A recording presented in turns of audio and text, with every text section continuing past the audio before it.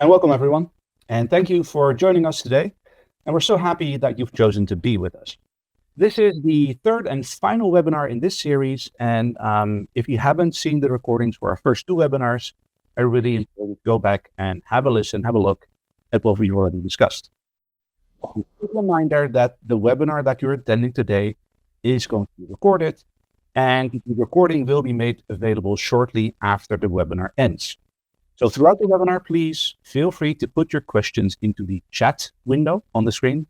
And we'll try our best to answer as many of your questions as possible. Questions that do not get an answer straight away and that are not answered live will be followed up on by us after the webinar is done. Our today's session, once again, is a joint effort between IFS Ultimo and our very valued partner, MaxScript. And together, we're busting some of the major myths that persist around enterprise asset management systems. So in today's session, we will focus on switching EAM systems. My name is Berend Booms, and I am the head of EAM Insights at IFS Ultimo. And for those of you that have attended the first two webinars, you will surely notice my very feeble attempt at growing a beard. But I'm happy to admit my superior in Nick Dillerop, who is the senior EAM specialist at MaxScript. And also joining us today is the ever lovely Candy Robinson, Ultimo's VP of Sales for the Americas region. Candy, before we start busting some myths, could I just ask you to tell the audience a little bit more about Ultimo, please? Absolutely. I am proud to be a part of a team that was formed in the Netherlands in the late 80s and grew to be a world-class leading provider of EAM solutions. And I joined Ultimo 5 months ago to build the team in the Americas market. You can see from the numbers, over 2,400 clients now globally. But I think the number on this slide that I'm most proud of is the 98% customer retention. That speaks volumes about our client first mentality. And we have a diverse customer base globally in that 2,400 that spans oil and gas. We have customers as large as BP and Kikkoman in the food and beverage manufacturing space. And we work closely with our partner, MaxScript. This series has been great. I think we've saved the best for last in talking about switching systems. I'm excited for today's call. And I think one of the things, much like Berend's beard, this slide has evolved since we started the first one. We've added the Gartner, or the Verdantix, Green Quadrant. We have been named again as a leader in the Verdantix Green Quadrant, which is a significant achievement that really speaks volumes to our values and what we're focused on in the EAM space. So very, very proud of that on this slide. 2 years ago, Ultimo was acquired by IFS. And so we are part of the IFS family of companies, which gives us that foundation of a multi-billion-dollar company globally, which we're also very proud of. So I think that's a little bit about who we are, and I'll pass it over to Nick to introduce MaxScript. Thank you very much, Candy. So yes, my name is Nick Dillerop. I've been working for MaxScript now for 3.5 years in a role as EAM implementation specialist and practice leader for our Ultimo practice. We are a consultancy firm. We are headquartered in the Netherlands. We've been going at it since the early 90s. And we specialize in everything to do with asset performance management. That also includes digitalization projects like EAM implementation. We have a big track record in EAM implementation. We are official implementation partner of Ultimo since 2021. However, our track record with Ultimo goes back way longer than that. I have several colleagues that already did implementation with Ultimo in the early 2000s. This year we've been nominated. We've been awarded the Implementation Partner of the Year award, which I'm still very proud of. So we are a consultancy firm. We primarily specialize in boots on the ground, practical shop floor experience, kind of maintenance engineering, reliability engineering, anything to do with asset performance management, really. Without further ado, let's just get into the busting some myths today. I'll hand it back over to Beren to introduce the next slide.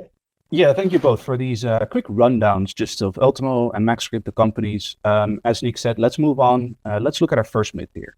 So whenever you're considering moving to a different EAM system, you will no doubt face some challenges, right? And often people have the perception that they're stuck with an outdated system because migrating the data would frankly be a lot of work. And also this would pose a substantial risk of data loss. So between the two of you, is that true from your perspective? Not at all. We have a lot of experience when it comes to migrating data. We've done that from a wide range of sources. So it can be an existing system, and also something that we often come across as well is that there's a variety of Excel spreadsheets that people have managed over the years, or have created their own Access databases. Often it's a bit of a conglomeration of those things. So no, it's definitely not true that you'll be stuck because migrating data is so difficult.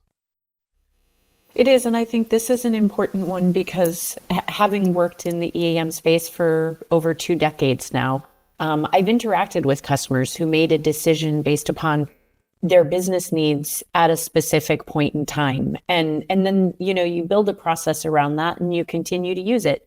Pretty soon a decade's gone by, 2 decades have gone by.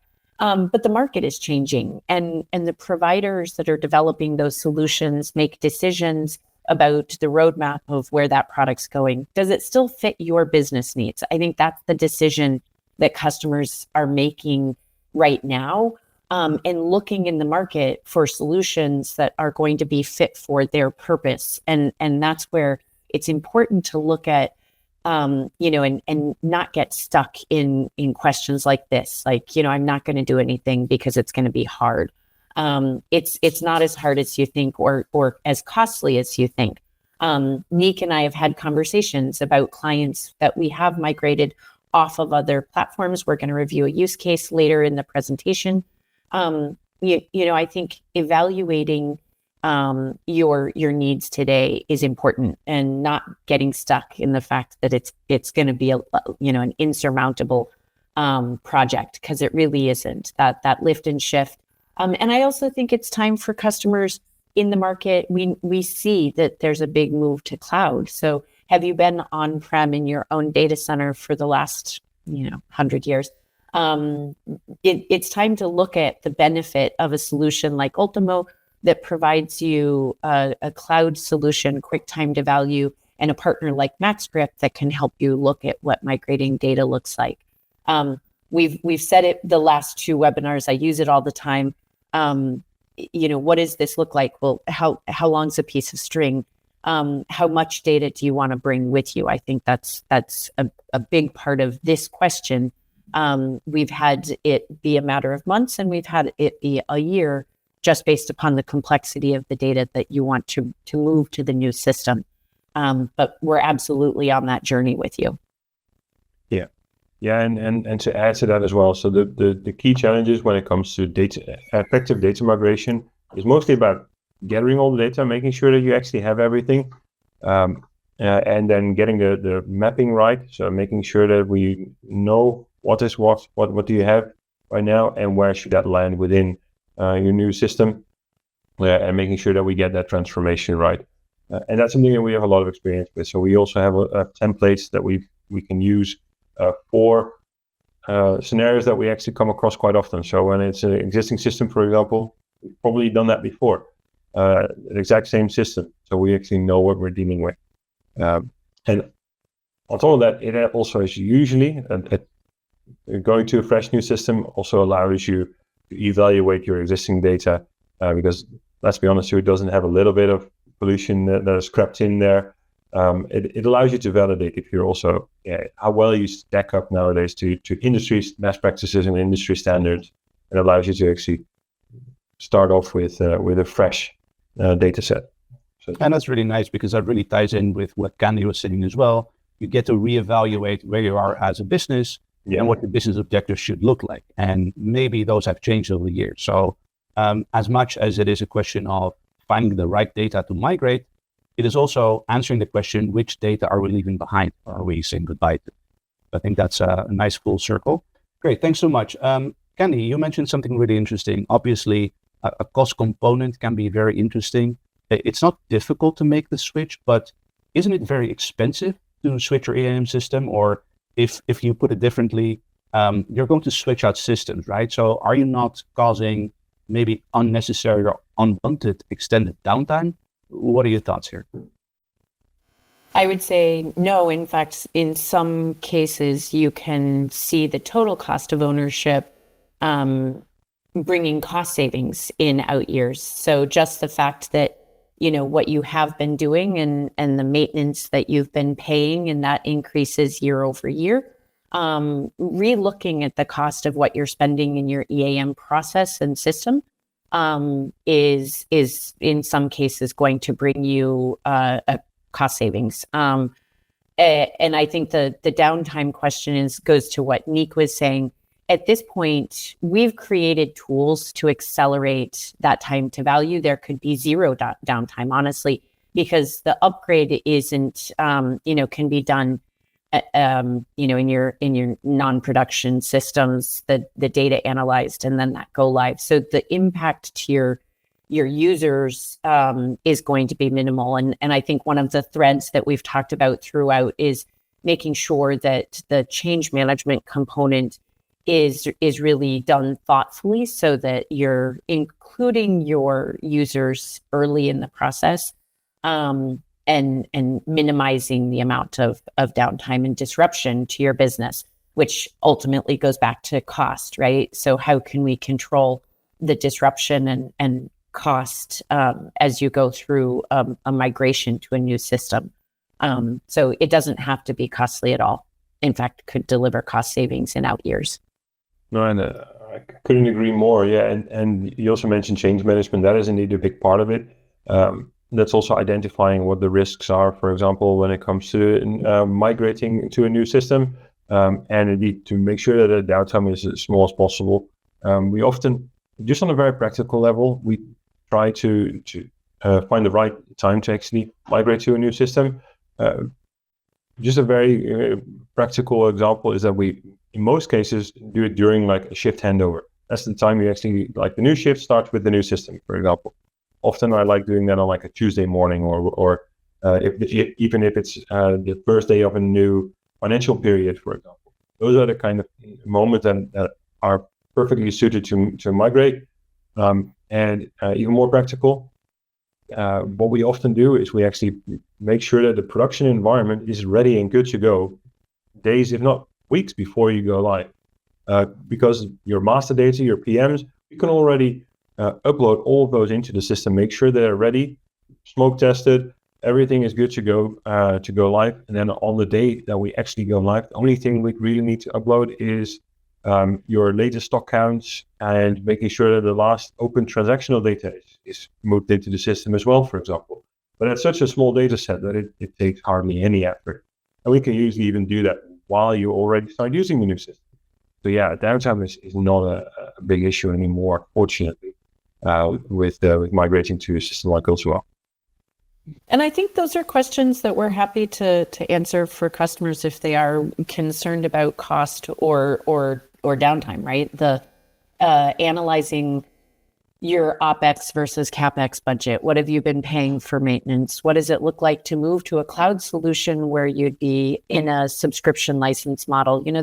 There's again, going back to that value and analyzing what your usage looks like today. It could be changing.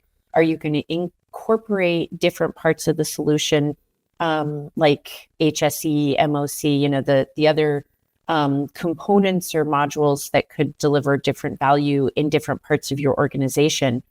So much of the market today talks about asset lifecycle management. Where does Ultimo deliver value in reliability and other processes within your organization that starts to deliver more value? Let's not talk about it in terms of being very expensive as much as it is value to your organization and helping you build an ROI around migrating to a new solution at this point, and the value that it brings to even more of of your team. I think that's another part that is really important as you evaluate the switch. Yeah, that's an interesting concept. And it brings me back to this idea, you're adding value essentially to the organization. So I think we mentioned this in one of the first two webinars. Basically, what you're trying to do is you start out small, you build the foundation, but you dream big, right? And to the point of adding new departments, new modules, new functionalities, the out-of-the-box readiness that Ultimo offers allows people to start using the platform straight away from the beginning of the shift and be comfortable using it by the end of the shift, right? So that's a really nice dynamic of user friendliness and then the ease of use, out-of-the-box readiness that Ultimo has to offer. That's fantastic. Absolutely. Okay. In the interest of time, I'm going to move us to our third and final myth of the day. I already can conclude that not only is it possible to make the switch, sometimes it will even be advisable, right? So are there any implications when it comes to the EAM strategy and the processes, the EAM processes, whenever you do move over to a new system? Is that something that plays a big role, you guys think? I think it goes back to what we said about change management. No, you don't have to change your entire EAM strategy and process, but it's a great time to look at it. It's a great time to think about modernizing it and adding additional value as you look across your organization and key drivers in 2025 versus what when you implemented it in 1988, right? So this is the sort of thing that is, as technology shifts and we can adopt more value from the tools we have available, it's not a bad time to look at your EAM strategy, but minimizing the impact to your users. And that's one of the other things about Ultimo that I love is the learning, the training and e-learning that's available as you go through the process is going to minimize a certain amount of that disruption in your organization. And I think that's the part that's really important to understand is you don't have to radically change your strategy.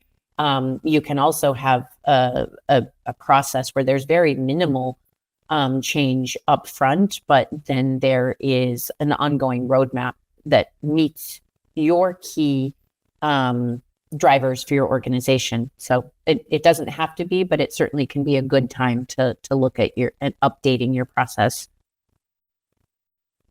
Definitely, and that's something that we can help with as well. But I think Candy's actually forgetting one of the key things in Ultimo that doesn't always like to boast about it, but the Ultimo system is very flexible, and it's surprisingly flexible, and it's something that I've been doing for years, and my team can do as well. We can ensure that the system supports what you need, and that it supports your process instead of you having to change the way that you work to adopt a new system.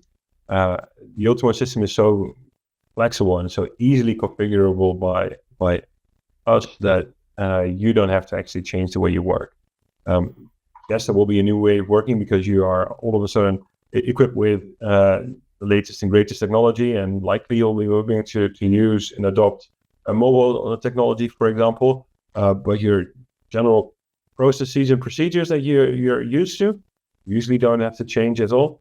But as Candy mentioned, it is indeed always a fresh pair of eyes, a fresh perspective with a new system does also give you the opportunity to see if your current way of working is still the best way to do it.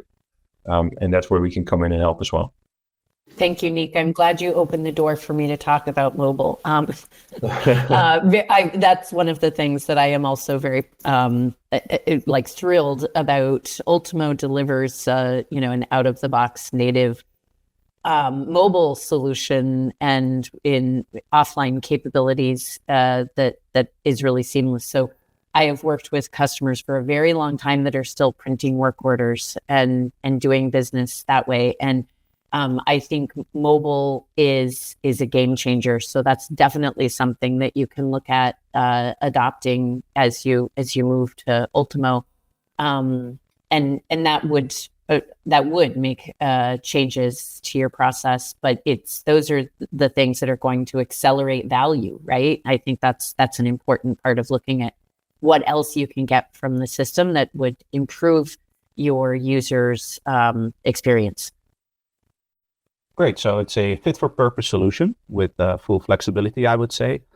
Just really quick on generating time to value, because I understand that we have so many of these products out there, and it can often be very challenging to make those small adjustments, those quality of life adjustments that will make the use of the platform so much easier, and at the same time very expensive to do it, right? So am I hearing correctly that this is not the case for Ultimo, that you can really, go ahead and make Ultimo your own, have your processes, house them in Ultimo, and do all of the good stuff and so much more? Is that correct, Nick, from your perspective? That's certainly correct. Yes, I think we actually mentioned this during the first webinar in the series. There's a distinction between configuration on the one side and customization on the other. If you say customization and you talk to someone within your IT department, they'll probably get some sweaty armpits or something like that. They're at least not going to like you very much. But the Ultimo system, we don't do any customization. We only do configuration. So within the existing platform, there's a bunch of tools that we as consultants can use to change the user interface, the business logic or the functionality of the system, and we can put your process and the way you work into the system, and that is something we can do very quickly. And that's also why we often work in an agile way to implement the system, where we have functional design workshops in the morning, and then we start configuring the system in the afternoon, so you can get your hands on it the very next day. It is something that we can do really quickly and with a lot of ease. To talk about fast time to value, that's fantastic. So if I understand correctly, really the EAM Ultimo in this case is going to take a very central position in that it turns itself into a hub and spoke system, a centralized resource that brings the data to the people, to the right people, to make correct and confident decisions anywhere they are, from their handheld, from their mobiles. That's fantastic. All right. So, I think we should add a fourth webinar that's the circle of collaboration, because it's exactly what Bren just described, and going into depth about what that actually looks like. It's that organizational change that starts to impact, but with the EAM solution at the core, and I also unique with configuration versus customization. So much of where we started in the early days of these systems, it was a lot of customization and changing the code, which made it very difficult to upgrade. We're no longer there, right? I think that's the part of using words like agile and being able to quickly adopt change is in configuration that then doesn't actually eliminate your ability to move forward and continue to adopt more of the product. So Ultimo has an agile release process as well, where we're updating the system and with zero disruption to our clients. There's no downtime there. So. And that's fantastic to also put the spotlight on our partners, right? Taking that concept of the EAM being the central source, you can even expand beyond just the horizon of enterprise asset management and get your procurement, get your purchasing, get everything aligned neatly so that EAM is sort of an enabler. And that's really a value or factor that's driving value for the organization. Great. In the interest of time, because I do see some great questions already coming in, I want to thank both of you for this insightful discussion. Definitely some food for thought. I hope that everyone listening in also found this really appealing. Let us know what you think. So put your questions into the Q&A, into the chat. And while you guys do that, I'll give you a moment to think of your questions and place them in the chat. I'd like to ask Nick to tell us a little bit about a case study for Victrex that MaxScript completed recently. Yes, thank you. Yeah, so Victrex is actually one of the first projects that we started as MaxScript together with Ultimo. Victrex is a British-based supplier of high-performance polymers. Together with a small team of Victrex, we started the implementation and did our tried and tested blueprint and rollout approach across a couple of sites in the UK. Right now, we're actually even working on implementing the Ultimo system with that rollout approach all the way on the other side of the world in China as well. It was a very interesting project. was very successful. Small team from our side, only basically two project members were involved, where we did our tried and tested approach, where we started off with functional design workshop, configured it as I mentioned before, and then provided a system for testing, training, and getting a feel for what the new system would look like to the users. And also, this was right at the cusp of the end of the pandemic, so we were also able to travel again and be there and provide face-to-face, hands-on support during go live, which was a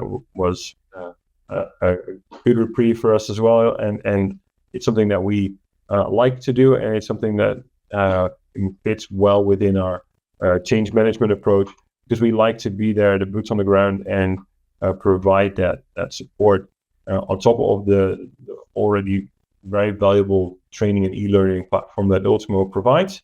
And with Victrax, there's a bit of a roadmap also towards the future on additional functionality, as well as roll out to more sites. For example, right now, I believe that somewhere either this week or next week, or at least in the coming period, the ERP integration will go live as well. So that's something that the team worked towards. So yeah, very successful project, and I have a very happy customer. And that's great to hear. You touch upon a lot of really interesting, valid points from me. Just the fact that Ultimo is able to scale, right, with the growth of the company. Yeah. And the modular nature of Ultimo makes it so that you can go live, you can have your teams working on it, and then you look at expanding. Then you look at bringing in new functionalities, opening it up to other departments, other teams, and getting them involved. That's a fantastic story. Thank you so much, Nick. All right, let's have a quick peek then at the Q&A. We have a couple minutes left. First question that came in, I think I'm going to ask to you as well, Nick. Basically, when we're talking about switching EAM systems, what is your advice here? Are we going to just forego all of the information that's in, let's say, an existing CMMS system? You want to keep that active purely for viewing purposes? Or would you rather just migrate all of the data, which also then includes some of the problematic or polluted data, and then work sort of cleaning that system up and take your time and your effort, put it into training the users, getting them up to speed with the new system? What would your advice be? So during the implementation project, we usually would migrate all of the data indeed into the test environment. We do like doing a little bit of data cleansing as well, identifying where perhaps some pollution is crept in, especially if you've been using your existing system for a while. We often come across customers that have been using their existing system for over a decade, haven't had an update in a while, that usually then leads to some pollution. That is something we like filtering out and making sure we don't take across into the new system. You also mentioned, do you want to keep the current system active? Usually what we do during go live is that we actually restrict access to only one or two individuals that can still then get some information out of the system, just to make sure. But in my experience, from the moment we go live, I generally can't recall any customer that actually was like, oh yeah, let me go and grab that old system again. Because they all then are way too happy with the new functionality that they have now and the flexibility that they have. But it's good to have that as a backup.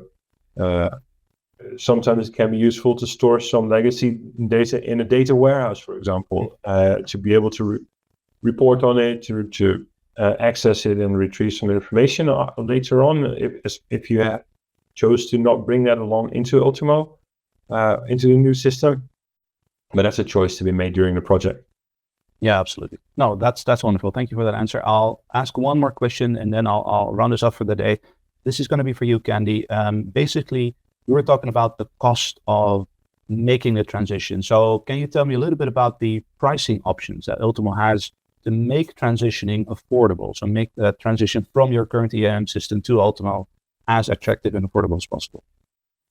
Absolutely. I think there is, again, using the, how long is a piece of string? It's going to be based upon the client's requirements and looking at the the packages available that Ultimo is distributed, and then the types of users. It's not uncommon to a lot of the licensing models that are out there today, but there's flexibility in how we license and distribute based upon the customer's requirements. And honestly, it's I don't want to undervalue, but it is a price point that is really reasonable in the market today. So when I mentioned really looking at what you're paying in your OpEx for your support today, you can very easily look at that budget as a mechanism to convert to Ultimo, and the cost isn't going to increase significantly. Again, this is a tricky one. I don't necessarily like to get into pricing discussions because that's something that is individualized as we talk to clients about their needs. But for the most part, just looking at our list prices and what we offer in the market around, professional versus enterprise packages, and then the number of users, and looking at that in a full user, a technician user, a self-service requester. Again, not uncommon to how other solutions provide it. I know a lot of the solutions in the EAM space are moving to tokens or app points where the users cash in and out. Ours are still more dedicated user types, but I think that also allows flexibility in being able to update that as roles change or needs change, and cost savings within looking at how we provide the licenses. So Gotcha. It's a great question, but I think the more significant thing would just be looking at CapEx versus OpEx, and that accounting decision that customers are making right now. Yeah. So I guess we can say that will make it worth your while, I guess is what we're trying to say. All right. Yes, So we that's would. that. Thank you. That's all we have time for today. So on behalf of all of you Mythbusters, I'd like to thank you all for tuning in over the last couple of weeks. We will make sure to follow up on any questions left unanswered. And of course, we will also be sending out the recording of today's session. And also, come see us at IMC. I'm just going to make one plug. Sorry, Brent. I just wanted to go for it. Oh, I was going to do the yes. same. I mean, I know that Okay. Ultimo and Ultimo and MaxGrip are going to be at IMC. Ultimo is at the iFest booth, 305, I believe, and then MaxGrip, we're at 315. If you're over at IMC, come say hi. So thanks. Awesome. Enjoy the rest of your day, and we look forward to seeing you next time. Yes, thank you very much. Thank you. Have a great day.